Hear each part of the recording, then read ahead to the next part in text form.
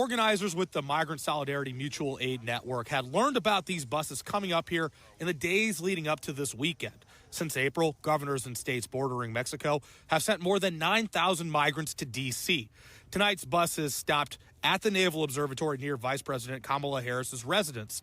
Organizers helping these migrants say tonight was a political stunt by Texas Governor Greg Abbott. It really does show the cruelty behind Governor Abbott and his insistence on continuing to bus people here without care about, people arriving late at night on Christmas Eve when the weather is so cold.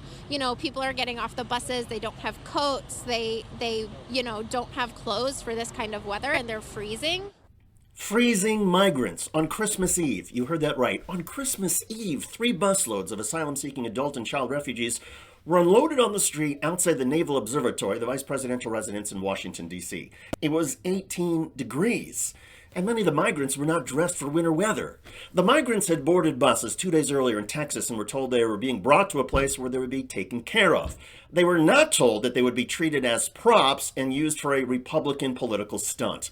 But it's worse than a stunt. These human beings were abandoned on a Washington, D.C. street. They had no idea where they were, what they were supposed to do.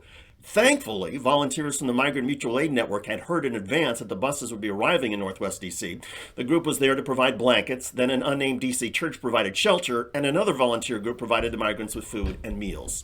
Those aid groups showed the basic decency of normal people.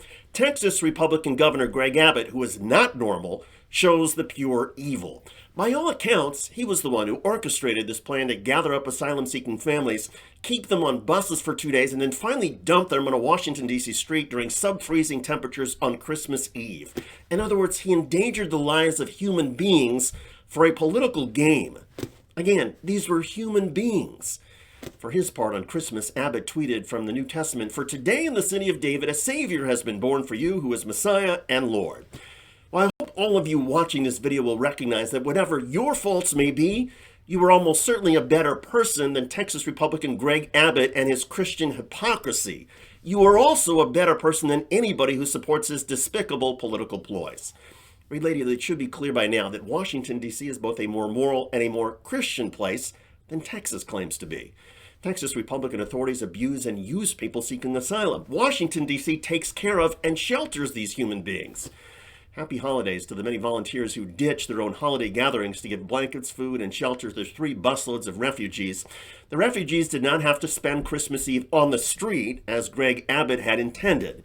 And by the way, as any resident of D.C. can tell you, the vice president's residence at the Naval Observatory is far enough back from the street that the vice president and her family cannot hear or see anything going on outside the entrance.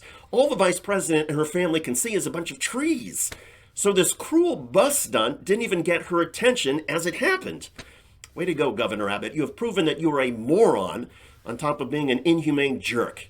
Hopefully, Washington, D.C. prosecutors will interview the Texas bus drivers, the passengers, and everybody who arranged and facilitated this stunt.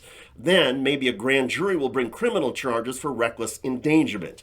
To be clear, the flow of migrants along the southern border is a real issue, and both parties need to come together to work on it. But an inhumane stunt that plays with the lives of human beings is never acceptable. Never. I'm David Shuster. Thanks for joining us.